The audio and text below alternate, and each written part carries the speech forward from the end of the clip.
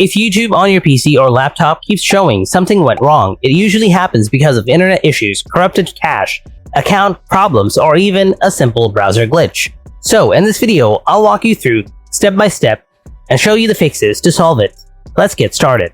Solution 1. Refresh and re-sign into YouTube. First, let's try the most basic thing. Sign out of your YouTube account, and after that, refresh the page, then sign back in and check if the error is gone. Solution 2. Check internet speed. Make sure your internet is stable.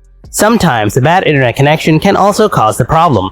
Open any browser, then visit fast.com to check your network speed. If it's slow, restart your router or switch to a wired connection.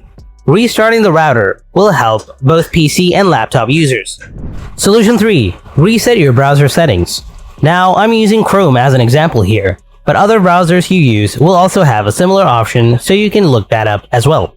First, open Chrome, then click the three dots in the top right corner. Select Settings. Now on the left side, you will see an option called Reset Settings. Click on it. After that, select Restore Settings on their original defaults. Now simply confirm your choice. This will disable your extensions, delete your cookies, and history of Chrome.